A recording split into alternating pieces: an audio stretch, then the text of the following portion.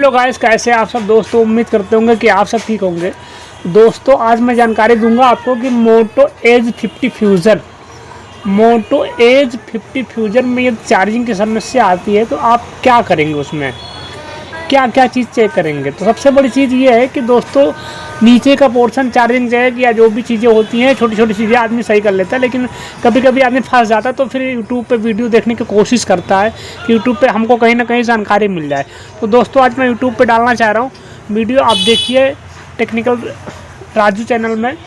आपको मैं बताऊं कि सबसे बड़ी चीज़ ये कि अगर आप यहाँ पर ये बी बस की जो लाइन है, ये बी बस की लाइन हमारी यहाँ पर 5 वोल्ट सप्लाई आपको मिलेगी।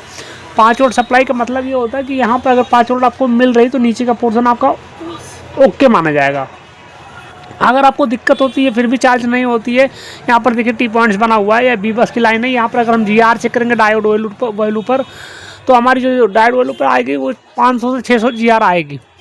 अब दूसरी बात यह है दोस्तों, इस लाइन के हम पकड़ के चलते हैं कि अगर यहाँ पर 5 वोल्ट आ रहे फिर भी हमारा फ़ोन चार्ज नहीं हो रहा है, तब हम क्या करेंगे।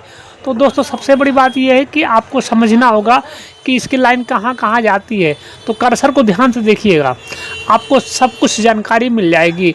देखिए बी बस USB इन यहाँ पर आई है सेफ्टी पर्पज़ से। ये हमारी आप OBP IC भी कह सकते हो, या सिक्योरिटी पर्पज़ से लगी होती है कि अगर ये शॉर्ट हो जाएगा तो हमारी IC जलेगी नहीं, अगर ज़्यादा वोल्टेज जाएगा तो ये अपने आप को शॉर्ट कर जाएगा। यहाँ पर भी देखिए IC लगी हुई है, यहाँ पर भी देखिए IC, ये हमारी OBP IC है। इस IC को हम बाईपास नहीं कर सकते हैं, इस IC को बदलनी ही पड़ती है। यहाँ पर 5 वोल्ट मिले, यहाँ पर अगर नहीं मिले तो फिर हम बाईपास में IC बदलनी पड़ेगी। दूसरी चीज़ ये देखिए सिक्योरिटी पर्पज़ से ये IC लगाई गई, यहाँ पर आई है हमारी। इस IC में जो है ये सिक्योरिटी पर्पज़ से, इसलिए क्योंकि इसमें BVAD की और BBUS की लाइन दोनों आती है। देखिए इसमें सबसे बड़ी बात ये खासियत ये दी गई है कि पहले के IC में ऐसा नहीं होता था। यहाँ पर देखिए SDA और SCL से इंटीग्रेटेड कर दिया गया, इसलिए क्योंकि जब CPU को इंडिकेशन मिलेगा कि यहाँ पर 5 वोल्ट सप्लाई है, तब ये आगे सप्लाई फॉरवर्ड करेगा, अदरवाइज नहीं करेगा। तो दोस्तों सबसे बड़ी बात ये है कि यहाँ पर अगर 5 वोल्ट सप्लाई देखिए आपकी आई, उसके बाद BBUS इन ये हमारी चार्जिंग IC ये हमारी है।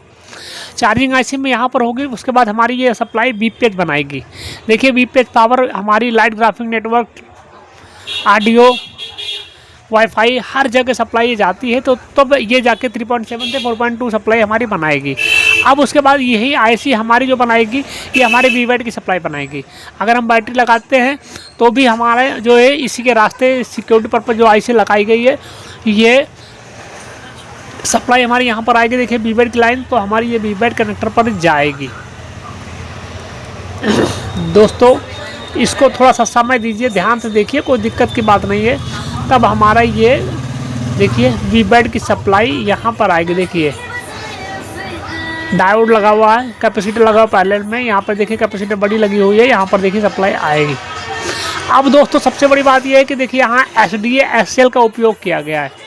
अगर छोटी सी ये रजिस्टर हमारी टूट जाएगी, मान लीजिए छोटी सी रजिस्टर ये टूट जाएगी, तब भी चार्जिंग एरर दे देगा। तो इन सब चीज़ों को बहुत ही बारीकी से आपको फ़ोन को डायग्नोस करना पड़ेगा। SDA और SCL लाइन या कोई भी फ़ोन, अगर बड़े फ़ोन आप खोलते हैं तो आपको बहुत ही ध्यानपूर्वक ध्यान देना होगा। अगर ध्यान नहीं देंगे तो आप फ़ोन नहीं बना पाएंगे, ये मेरी गारंटी है दोस्तों। क्योंकि ध्यान देंगे, देखिए SDA SCL की लाइन देखिए हमारी आई है, यहाँ पर 1.8 की सप्लाई आती है। देखिए BREG 1.8 यहाँ पर सप्लाई पावर से आई है, पावर से आई है दोस्तों। ये IC हमारी इसीलिए बनाई जाती है क्योंकि हमारे जो छोटे छोटे IC हैं वो ख़राब ना हो, इनको सपोर्ट मिलता रहे। सस्ते फ़ोनों में खेल क्या होता है कि आपका सस्ते फ़ोनों में डायरेक्ट दे देते हैं, लोड पड़ता है, ज़्यादा वोल्टेज आए, कहाँ फूक गई, कहानी ख़त्म हो गई। तो दोस्तों इस तरीके से अब देखिए SDA SCL की जो सप्लाई थी हमारी इस IC में आई, उसके बाद यहाँ पर देखिए 1.8 की सप्लाई दी गई है, और SDA SCL की देखिए लाइन सीधे CPU से इंडिकेट करता है। अब दूसरी चीज़ आपको ये होता है कि अगर हमारे फ़ोन में कोई एरर देता है, या मान लीजिए आप, सबसे बड़ी चीज़ ये है कि आपको ये मानिए कि हमारे फ़ोन स्लो चार्ज होता है, तब भी हमारी फ़ोन की यहाँ देखिए सप्लाई पर दे दी गई है DPDM दे दी गई, ठीक है। लेकिन अब यहाँ पर DPDM की एक अलग से IC लगा दी गई है। यहाँ देखिए, अब इसमें आप कंफ्यूज हो जाएंगे कि हम कहाँ से क्या करें। तो इसलिए इन सब चीज़ों के लिए समय लीजिए, फिर इत्मीनान से आप काम कीजिए। ये देखिए DPDM की ये हमारी IC है।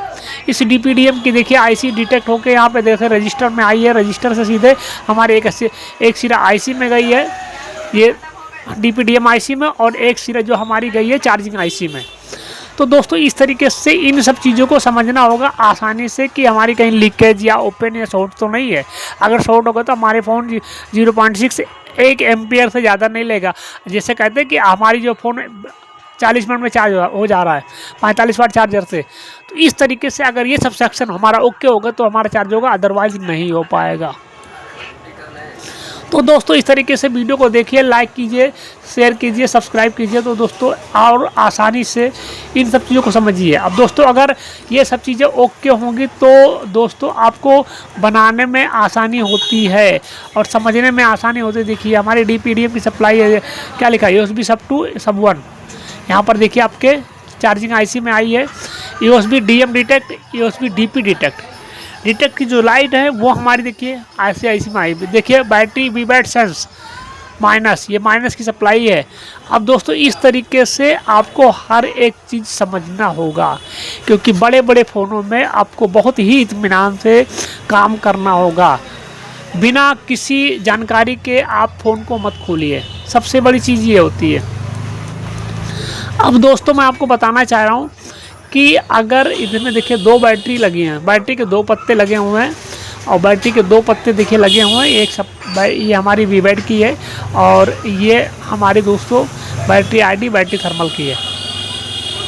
ये देखिए इसमें क्या लिखा है, VBAT B sense positive, B sense negative. यहाँ पर भी देखिए रजिस्टर लगा हुआ है। इस रजिस्टर को देखने के लिए दोस्तों बहुत ही आवश्यकता होती है। अगर टूट जाएगा या लीकेज हो जाएगा या ओपन हो जाएगा तो भी हमारा फ़ोन चार्ज नहीं करेगा। यहाँ पर देखिए, यहाँ दिखा रहा है कि VBAT की डबल सप्लाई दे दी गई है, तो ये भी सप्लाई देखिए आप कहाँ गई है।